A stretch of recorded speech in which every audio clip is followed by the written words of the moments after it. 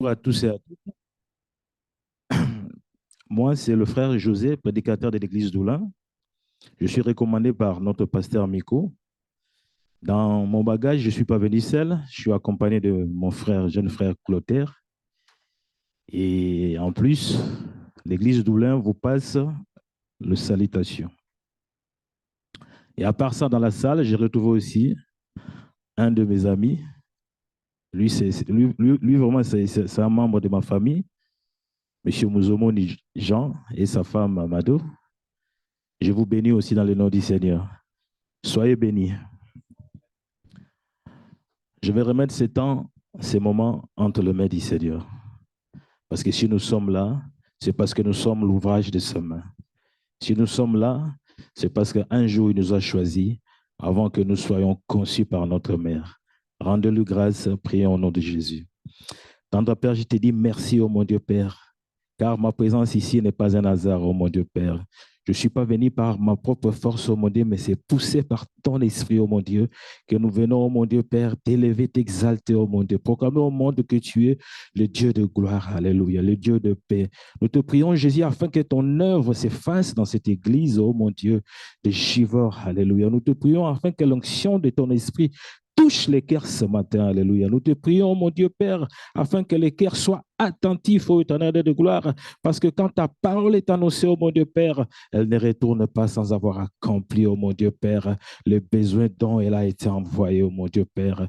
Laisse-nous, oh mon Dieu, maintenant être couverts par l'ombre du Saint-Esprit, oh mon Dieu, l'esprit de paix et de vérité, cet esprit, alléluia, qui nous a été chéri, parce que le jour où nous avons cru en toi, Père, tu as déversé ton esprit en nous. Ce matin, nous pouvons dire que nous sommes des esprits. Dans le nom puissant de Jésus, j'ai ainsi prié. Amen. Ce matin, si nous sommes là, c'est parce que, comme je l'ai dit au début, c'est la volonté de Dieu. Jésus disait à Marie, toi, tu as choisi la bonne part. Cette part qui ne te sera jamais ôtée. Et ta présence aussi ce matin, c'est parce que tu as choisi la bonne part. C'est une nourriture spirituelle dont tu as besoin ce matin. C'est une nourriture spirituelle qui va te permettre de vaincre le monde. Nous laissons les martes chez eux en train de préparer le petit déjeuner. Nous penserons à aller dans la prière. Amen. Ce matin, nous allons lire Psaume chapitre 3 au verset 1 à 3. Psaume chapitre 3 au verset 1 à 3. L'église paraît être petite, mais vous avez tout ici. Hein? Mon ami, quand il vient souvent, il me dit, nous, c'est une toute petite église, c'est comme une toute petite famille, mais on s'aime bien. Mais en venant là, ce n'est pas une toute petite église. Hein? Psaume de David, à l'occasion de sa fuite devant Absalom, son fils. Éternel, que mes ennemis sont nombreux. Quelle multitude s'élève contre moi. Combien disent à mon sujet, plus de salut pour lui auprès de Dieu. Je suis en train de lire là-bas. Plus de salut pour lui auprès de Dieu. Mais toi, ô Éternel, tu es mon bouclier, tu es ma gloire et tu relèves ma tête. Je garde le verset 3. Tu es mon bouclier, tu es ma gloire et tu relèves ma tête. Ce matin, le Seigneur veut dire à quelqu'un qui t'aime. Ce matin, le Seigneur veut dire à quelqu'un qui sait que tu es, qui sait que tu es réellement son fils. Ce matin, le Seigneur veut dire à quelqu'un qui va te bénir. Ce matin aussi, le Seigneur veut dire à quelqu'un que tu traverses des moments difficiles, comme le don qui a été donné ce matin. Il est là pour te relever. Comme il a relevé le roi David pendant sa fuite devant son fils Absalom, ce matin, il va le faire aussi pour toi. Ce matin, le Seigneur veut dire à quelqu'un aussi qui mesure à sa juste valeur ta souffrance et ta honte, tout ce que tu es en train de traverser. Ce matin, le Seigneur veut dire à quelqu'un, si tu crois, tu verras la gloire de Dieu. Tu verras réellement la gloire de Dieu. Job chapitre 32 au verset 21, la Bible nous dit, car Dieu voit la conduite de tous Il a les regards sur le pas de tout un chacun. Personne ici, le radar de Dieu nous cible tous. Personne n'est à l'abri du regard de Dieu. Quand l'Éternel zoome du ciel, il a les regards sur nous. Nos pas sont suivis par le Saint-Esprit. Quand nous lisons Jérémie chapitre 1 au verset 5, la Bible nous dit, « Avant que je t'eusse formé dans le ventre de ta mère, je te connaissais. » Tu es connu de Dieu ce matin. Et avant que tu fusses sorti de son sein, je t'avais consacré. Je t'avais établi prophète des nations. Je t'avais consacré comme il avait consacré le roi David pendant qu'il était dans sa bergerie en train d'élever le troupeau. L'Éternel l'avait déjà consacré, l'avait déjà établi. Dans ces psaumes, le contexte de ces psaumes est clair. Nous le trouvons dans 2 Chroniques, chapitres 14, 15 et 16. Il s'agit de Absalom, fils du roi David. Cet enfant avait le désir de remplacer son père. Il voulait à tout prix devenir roi d'Israël. Il voulait à tout prix prendre le pouvoir de son père. Cela nous rappelle aussi à la fondation quand nous voyons Caïn et Abel. Et lui, c'était pareil. Pendant qu'il était encore jeune, il se mettait devant la porte du palais. Il était là en train de regarder tout ce qui venait pour que le roi règle leurs litiges. Lui, il était là en train de leur dire, « Oh, là-bas, il n'y a rien pour vous. Attendez, le jour où je serai roi, je viendrai régler vos litiges. Toi, je te donnerai autant. Toi, je te dirai autant. » Vous voyez, il faisait déjà sa propagande parce qu'il préméditait son coup.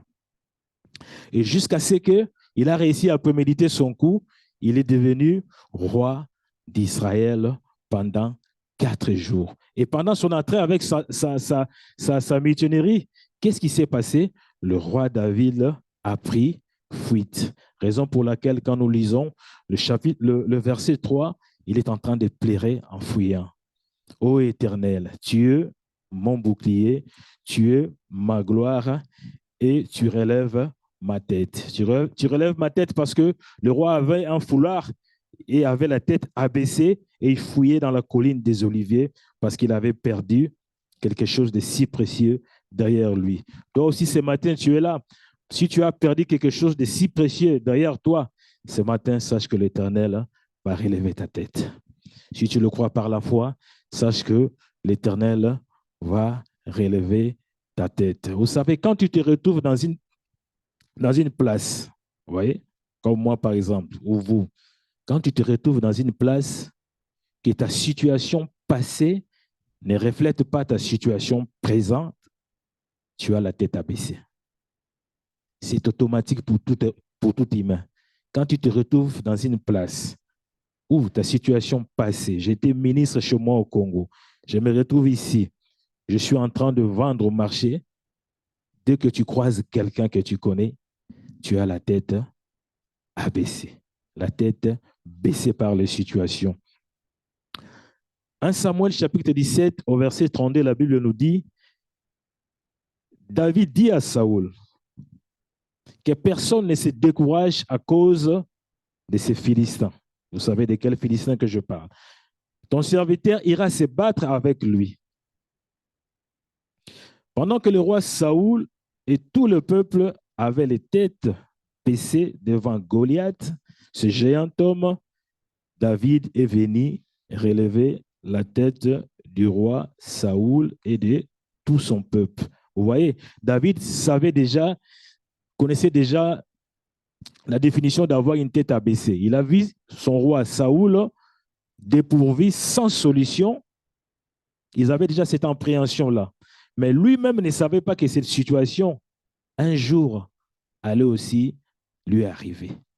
Encore lui, c'est pire, parce que les Philistins, Goliath, venaient d'un autre pays, d'un autre tribu. Mais lui, qu'est-ce qui s'est passé? Cette situation est venue dans sa propre famille. Vous voyez, cette situation est venue dans sa propre famille. Et quand une situation pareille vient dans ta propre famille, c'est ça qu'on appelle l'implosion. Vous voyez, l'implosion commence toujours dans la famille.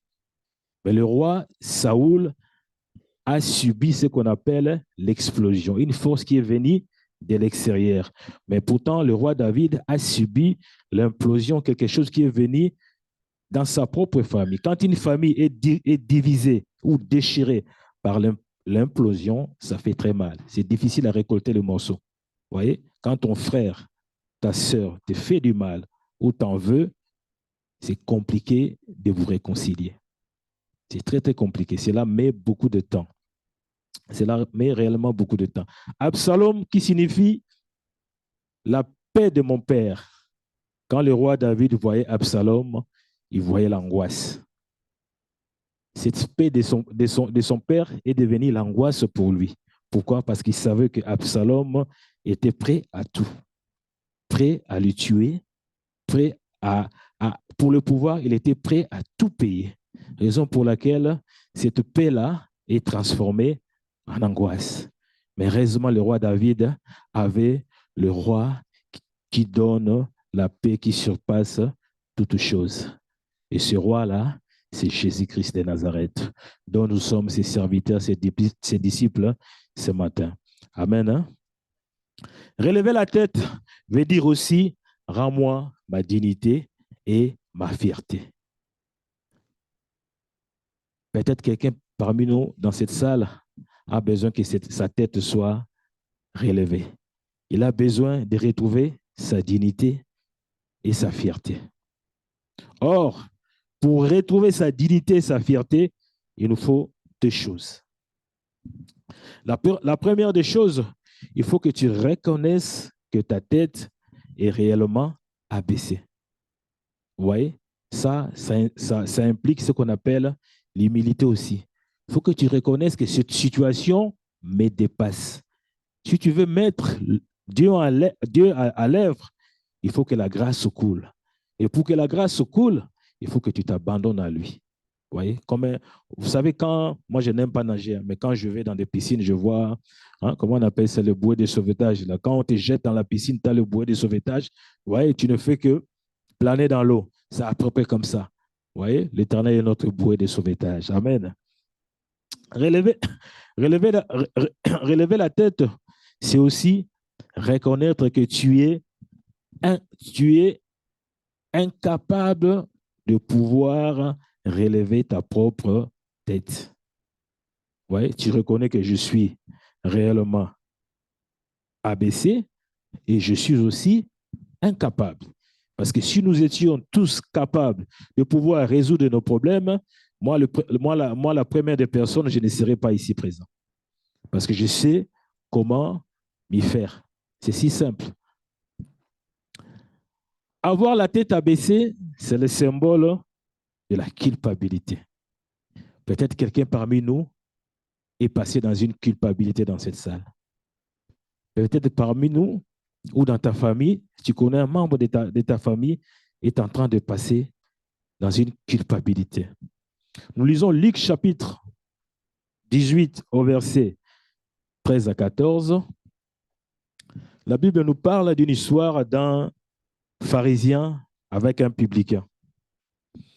Au verset 13, la Bible dit, le publicain se tenant à distance n'osait même pas lever les yeux au ciel. Mais il s'est frappé la poitrine en disant, ô Dieu, sois apaisé envers moi qui suis un pécheur. Et au verset 14, la Bible dit, je vous l'ai dit, celui-ci descendit dans sa maison justifié plutôt que l'autre. Parce que le publicain n'osait même pas lever la tête aux cieux, mais les pharisiens étaient debout et la tête élevée. Vous voyez la différence? Et à la fin, qu'est-ce qu'il dit? À la fin de ces versets, la Bible dit, quiconque s'élève sera abaissé. Et celui qui s'est abaissé sera élevé. Amen. Hein? Avoir la tête abaissée, c'est aussi le symbole de la honte. Vous voyez? Les symboles de la honte. Quand tu as une malformation quelque part, quand tu sors de chez toi, en marchant, tu sais que tout le monde est en train de me regarder. Vous voyez? Même si personne n'a les yeux braqués vers toi, mais dans ta tête, il y a quelque chose qui est en train de conjuguer là. Tu te dis, ah, le fait de marcher comme ça ou d'avoir cette bosse en moi, je suis sûr que tout le monde se moque de moi. Vous voyez? Ou encore les symboles un exemple que j'ai cité, nous le voyons dans 1 Samuel chapitre 1 au verset 7.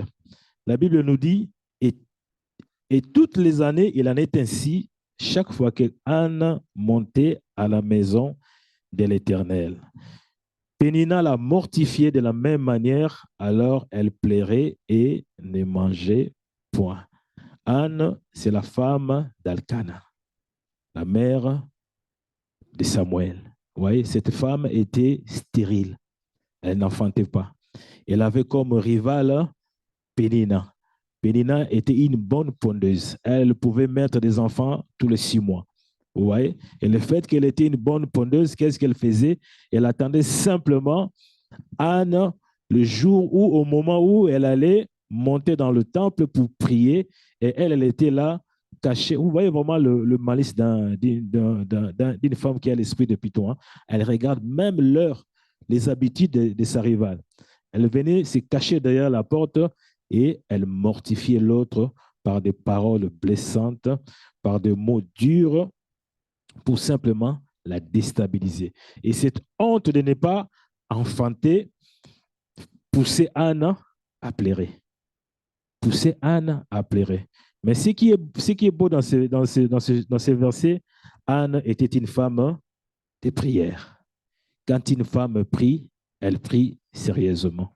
Quand une femme aime le Seigneur, elle aime le Seigneur sérieusement. Et quand une femme est forte aussi, la famille, elle est forte. Amen. Anne a été exaucée. Elle a eu Samuel comme fils. Avoir la tête abaissée, c'est aussi quand tu es faussement accusé. Ah, ça fait mal. Hein? Hein? Quand j'étais petit, le papa sortait un fouet. Ce n'est pas moi, mais on t'a tapé quand même. Ouais. Avoir la tête abaissée, c'est aussi être faussement accusé. Et dans la Bible, nous voyons plusieurs exemples de personnes qui ont subi ce genre de maltraitance. L'exemple de Joseph dans la maison de Potiphar. Vous connaissez cette histoire? Joseph dans la maison de Potiphar. L'exemple de Job devant ses amis. De Jésus-Christ lui-même. De Daniel et d'Étienne. Mon exemple moi-même, peut-être de toi, de mon frère Mouzomoni, de ma sœur qui est là. Nous sommes tous passés par de fausses accusations. Et ces fausses accusations, c'est comme si c'est des autocollants. Quand elle est lancée, elle ne part pas. Elle reste là. Vous voyez? C'est simplement par la main puissante de Dieu que tu seras restauré. Vous voyez? C'est simplement par la main puissante de Dieu. Dieu est capable de transformer le bien, le mal en bien. C'est ce dont nous avons besoin ce matin.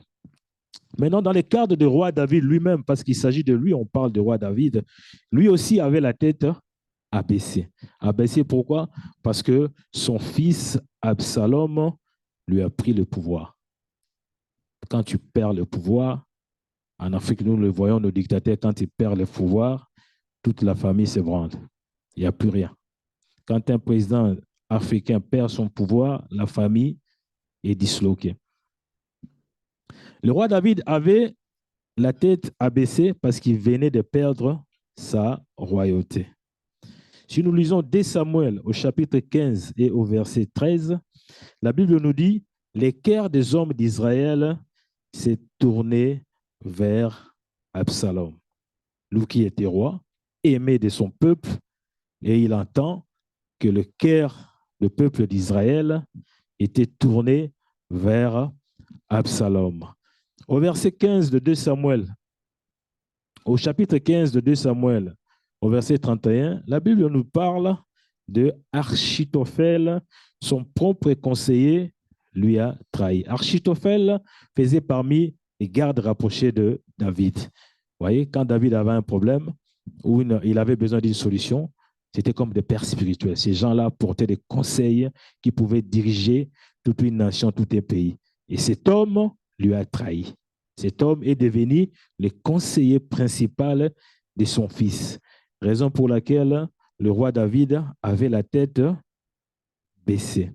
Nous lisons dès Samuel au chapitre 16, au verset 21. Nous voyons que Absalom alla avec ses concubines aux yeux de tout le monde. Qu'est-ce qui s'est passé? Achitophel, pour montrer réellement la suprématie d'Absalom, le fils de David, lui a conseillé, tu sais, pour que le peuple voit que tu es odieux devant ton père, il faut que tu couches avec ces 10 femmes qu'il a laissées au palais et devant tout le monde. Comme ça, le peuple comprendra que entre toi et ton père, il n'y a plus de relation. Tout le monde sera derrière toi. Et les gamins a fait ainsi. Et quand son père a eu connaissance de ces choses, il avait la tête baissée. Baissée pourquoi? Parce qu'il y a eu l'inceste qui s'est produit. Il y a eu l'inceste qui s'est produit. Mais pour que ta tête soit relevée, il faut respecter certaines conditions. Vous voyez? Certaines conditions. Pour nous qui sommes ici, c'est déjà un peu plus simple.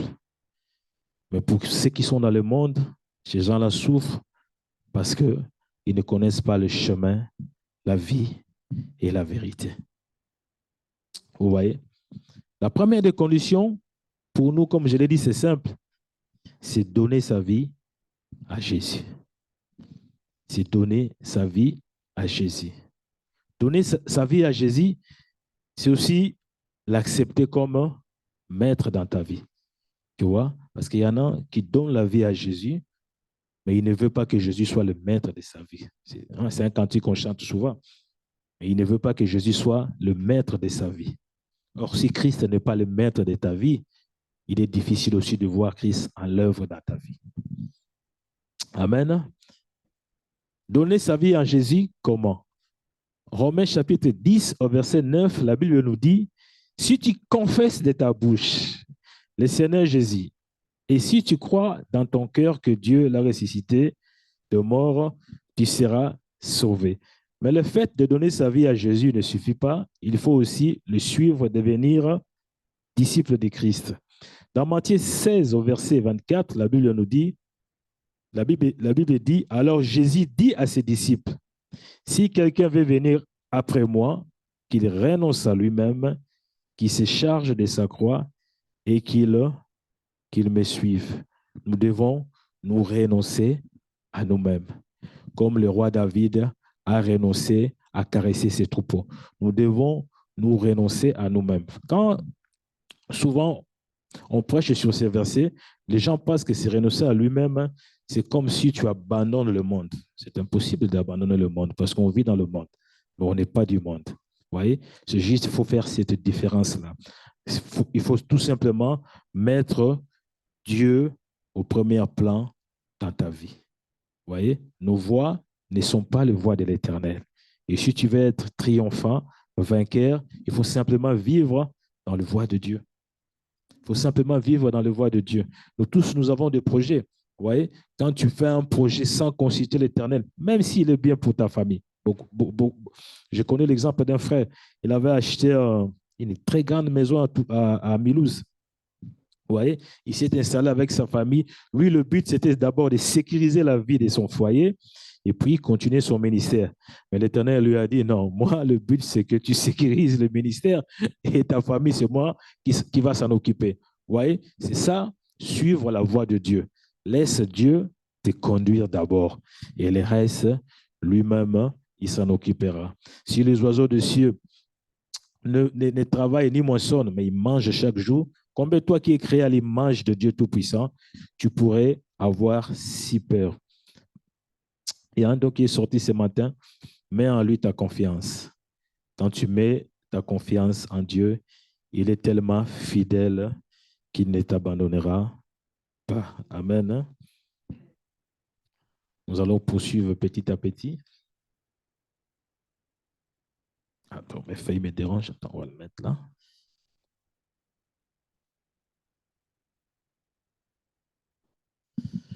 Deuxième point, pour que ta tête soit relevée, c'est marcher dans la crainte de Dieu. C'est vrai, j'ai accepté Seigneur Jésus-Christ comme Seigneur et Sauveur. Est-ce que tu marches dans la crainte de Dieu? C'est un peu ce que je viens de dire là tout à l'heure. Est-ce que tu marches réellement dans la crainte de Dieu? Nous pouvons aussi dire, quand on parle de la crainte de Dieu dans la Bible, vous voyez, ce n'est pas une crainte, comment dirais-je, une peur, quoi. Non. La Bible, quand il parle de la crainte de Dieu, c'est le respect. Vous voyez, marcher dans le respect de Dieu. Quand tu marches dans le respect de Dieu, tel qu'il est et tel qu'il t'a établi comme fils, ta vie va changer. Psaume chapitre 11, verset 10, la Bible nous dit, la crainte de l'Éternel est le commencement de la sagesse. La crainte de l'Éternel est le commencement de la sagesse. Des fois, les gens ne savent pas les secrets pour devenir sages dans la vie. Ce n'est pas en lisant beaucoup de bouquins. Fais simplement cet exercice de craindre l'Éternel et de lui respecter, la sagesse va venir. Voyez? Et quand tu crains l'Éternel, réciproquement, il faut faire quoi? Il faut aussi lire la Bible. Parce que c'est là où il y a la source de la sagesse. Ce n'est pas une crainte, je ne veux pas voler, je ne veux pas parler mal. Non, non, non. Il faut aller se ressourcer dans la source d'eau vive. C'est là où il y a le secret de la sagesse. C'est là où tu connaîtras la longueur, la hauteur, la largeur, comment les physiciens disent, le nom m'échappe, la profondeur de Christ. C'est là-dedans. Psaume chapitre 128 au verset 1-2, la Bible nous dit, « Heureux tout homme qui craint l'Éternel, qui marche dans ses voies. Tu jouis alors du travail de ta main, tu es erré, tu prospères. » La crainte de l'Éternel t'apporte aussi ce qu'on appelle à travers ces psaumes la bénédiction. Qui ne veut pas être béni? Vous voyez? Des fois, quand on se réveille le matin, on dit béni soit l'Éternel, parce que tu m'as béni, tu m'as donné le souffle de vie. Mais laisse-moi te dire, il y a des bénédictions et des bénédictions.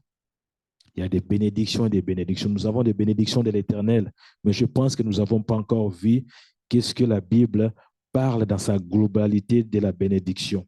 Vous connaissez un homme qui s'appelle Jaébet dans la Bible? Vous connaissez cet homme qui s'appelle Jaébet? La Bible parle de lui que de 2 versets. Vous voyez?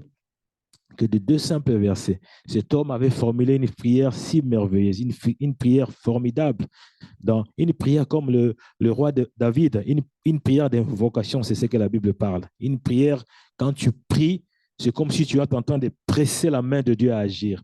Et cet homme avait demandé que l'Éternel lui bénisse. Que l'Éternel lui bénisse. Et quand tu vois la bénédiction qu'il avait eue, c'est le genre de bénédiction qu'avait Abraham. Vous voyez? C'est le genre de bénédiction qu'avait Abraham. Quand tu es béni de Dieu, tu bénis aussi les autres en même temps. Quand tu es béni de Dieu, tu deviens une source de bénédiction. C'est la raison pour laquelle ce matin, nous allons prier pour que nous devenions aussi une source de bénédiction. Une source, même s'il y a la sécheresse, quand la source se déploie, tout le monde est heureux. Vous comprenez? Alléluia. Béni soit-il Jésus. La crainte de l'Éternel apporte la bénédiction dans nos vies, dans nos familles. 3e point, c'est repentir ou la repentance. La repentance, c'est capital quand on mène une vie avec Dieu. Vous voyez? Et puis, il faut faire la différence entre la repentance et le pardon. C'est 2 choses distinctes. Il y en a qui pensent que le fait de demander à Dieu le pardon, c'est aussi la repentance en même temps. Non, non, non, non.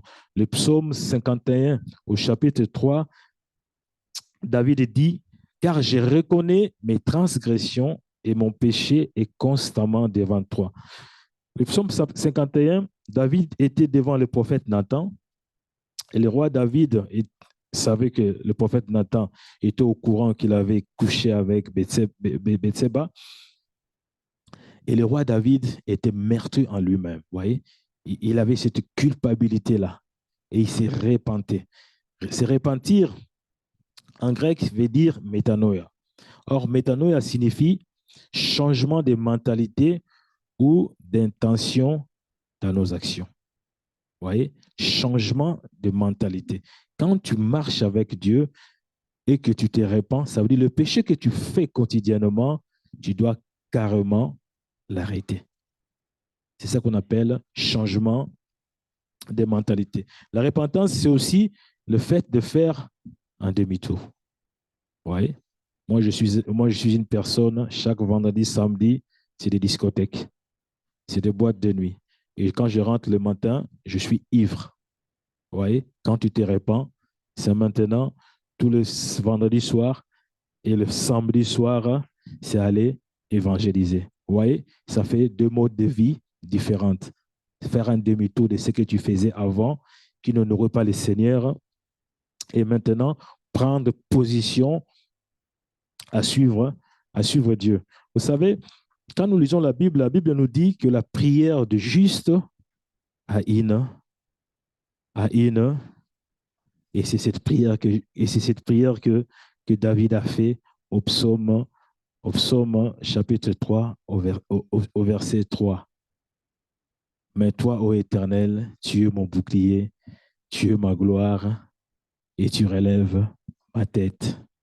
Tu vois, si tu sais que tu es réellement un fervent ou une fervente ce matin, tu peux aussi faire la même prière. Et nous croyons par la foi, le Dieu qui nous a donné son esprit le jour où nous avons cru en lui, nous sommes devenus des nouvelles naissances, nés de Dieu. Bien aimés, si nous réalisons réellement l'identité que nous avons de Dieu, nous allons peut-être pas plus, nous allons peut-être penser différemment. Différemment. Quand tu réalises que tu es né de Dieu et que l'Esprit de Dieu, ce n'est pas un esprit qui est mis à part, non, Dieu lui-même vit en toi, ta vie ne doit plus ressembler au passé. Oui, raison pour laquelle les choses passées sont évacuées.